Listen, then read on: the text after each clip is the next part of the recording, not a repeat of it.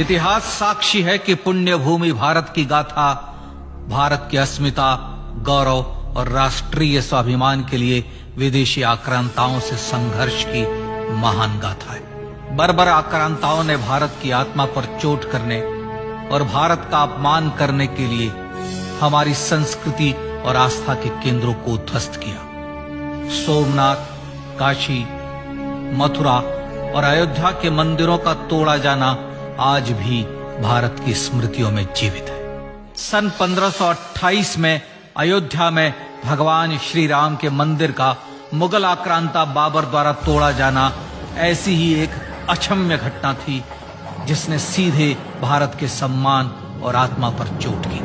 कारण साफ था, अयोध्या के श्री राम के मंदिर पर आक्रमण भारत की आत्मा पर आक्रमण था। जहां हर भारतीय के रोम रोम में राम बसते हैं, वह भारत यह अपमान कैसे सहता। राम मंदिर पर आक्रमण भारत को आहत कर गया था। विदेशी हमलावर अपनी बर्बरता दिखाते गए और भारत अपने आत्म गौरव को फिर से पाने के लिए संघर्ष करता रहा। भारत रामलला के जन्म स्थान पर बाबर के नाम पर बने एक ढांचे को देखता और उसे हटाने का संकल्प लेकर शक्ति संजोया करता। हिंदू समाज आत्मसम्मान के रण में डटा रहा और लगातार हमलावरों द्वारा बनाए गए बाबरी ढांचे को हटाने के लिए लड़ता रहा। सरयू कई बार रक्त से लाल हुई। कभी स्थानीय शासकों ने तो कभी साधु संतों और राम भक्तों ने राम जन्मभूमि की मुक्ति के लिए अपने प्राणों की आहुति दी।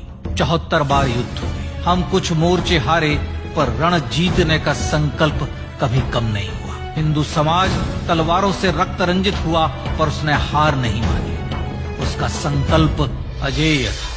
15 अगस्त 1947 को देश की आजादी के साथ सैकड़ों सालों से चले आ रहे इस संघर्ष में नई ऊर्जा और एक नया मोड़ आया। अचानक 23 दिसंबर 1949 को बाबरी ढांचे में श्री राम लला प्रकट हुए। हजारों राम भक्त दर्शन के लिए उमड़ पड़े। तत्कालीन प्रधानमंत्री पंडित जवाहरलाल नेहरू ने उत्तर प्रदेश सरकार को श्री राम लला को विवादित ढांचे से हटाने का आदेश दिया।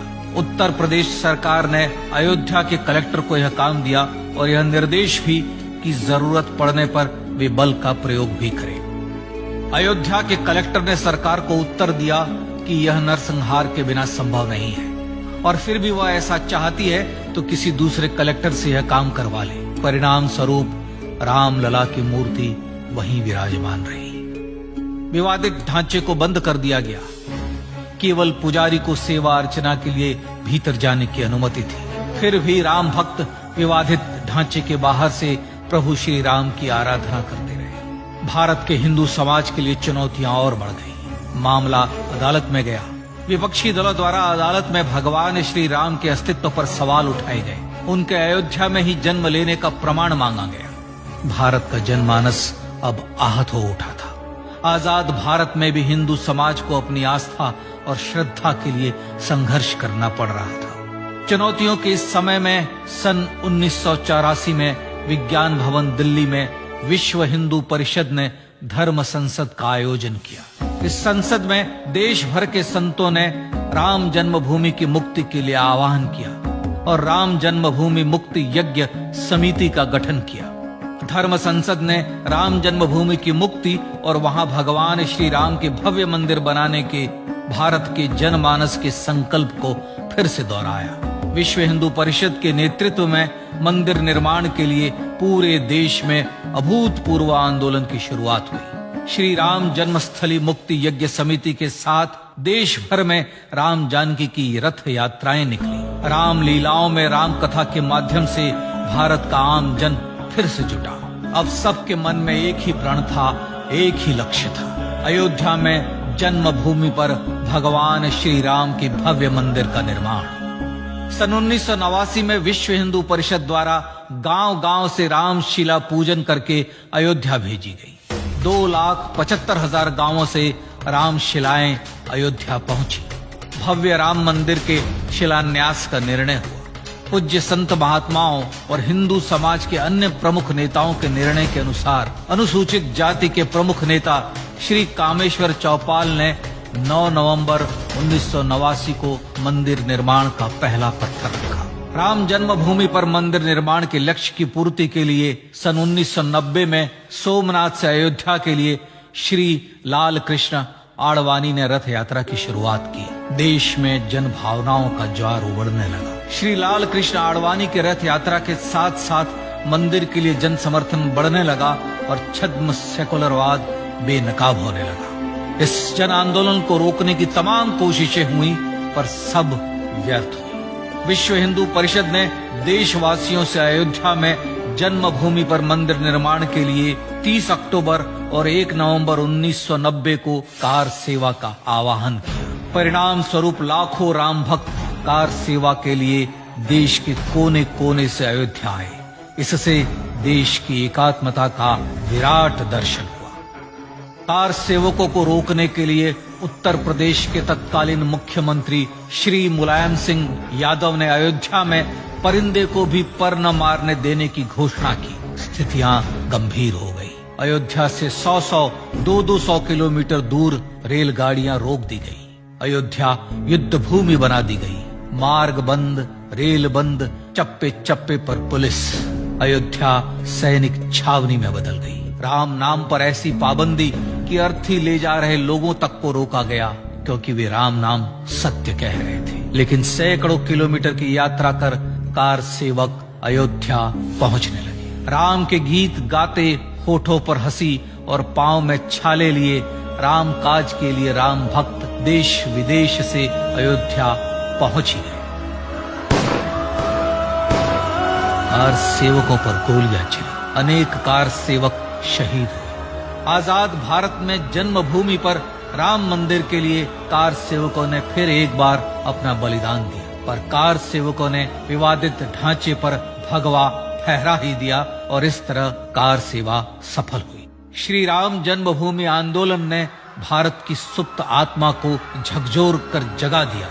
विश्व हिंदू परिषद ने फिर एक बार 6 दिसंबर 1992 को कार सेवा का आह्वान किया। राम भक्तों को कार सेवा करने देने के लिए अदालत में प्रार्थना की गई, पर अदालत ने कोई निर्णय नहीं दिया। परिणाम स्वरूप बौद्ध, जैन, सिख, स्वामीनारायण संप्रदाय, गायत्री परिवार, हर पंथ मत विचार के हिंदू एकत्र हो गए। छूत अछूत का भेद मिटा, जाति की पहचान मिटी। हम सब हिंदू, हम सब सिंधु बन गए। राम सिंधु में ज्वार उठा और देखते ही देखते 6 दिसंबर 1992 को श्री राम जन्मभूमि से बाबरी ढांचा सदा के लिए हट गया।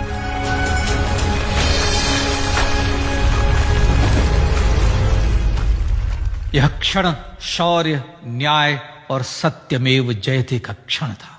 यतो धर्मस्ततो जय का क्षण था। पर संघर्ष की गाथा यहां जाकर भी नहीं रुकी। छद्म सेकुलरवादियों द्वारा भारत और भगवान श्री राम के इतिहास को झुठलाने के लिए अदालतों में चुनौतियों का सिलसिला चलता रहा, जो 1950 से चल रहा था। हिंदू सिखों के बीच से गुजरते हुए भगवान श्री राम का दर्शन करने के लिए विवश थे। यह स्थिति थी आजाद भारत में श्री राम और राम भक्तों की। पर सत्य को तो जीतना ही था। आखिरकार देश के सर्वोच्च न्यायालय के 5 जजों की खंडपीठ ने 9 नवंबर 2019 को ऐतिहासिक निर्णय दिया और यह कहा कि अयोध्या जन्मभूमि परिसर की पूरी 67 एकड़ भूमि रामलला की। और न्यायालय ने भारत सरकार को जन्मभूमि पर मंदिर बनाने के लिए एक ट्रस्ट बनाने का आदेश दिया।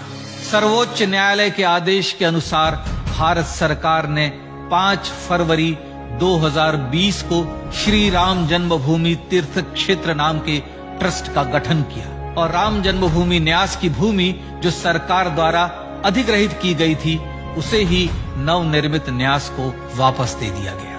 5 अगस्त 2020 को भारत के प्रधानमंत्री श्री नरेंद्र मोदी ने श्री राम जन्मभूमि तीर्थ क्षेत्र के अध्यक्ष पूज्य महंत नृत्य गोपाल दास, राष्ट्रीय स्वयंसेवक संघ के पूज्य सरसंघ चालक डॉक्टर मोहन भागवत एवं उत्तर प्रदेश के मुख्यमंत्री श्री योगी आदित्यनाथ की उपस्थिति में श्री राम जन्मभूमि पर भगवान श्री राम के भव्य मंदिर के लिए भूमि पूजन कर निर्माण कार्य का शुभारंभ किया। इस तरह लगभग 500 वर्षों से राम जन्मभूमि की मुक्ति के संघर्ष का पटाक्षेप हुआ।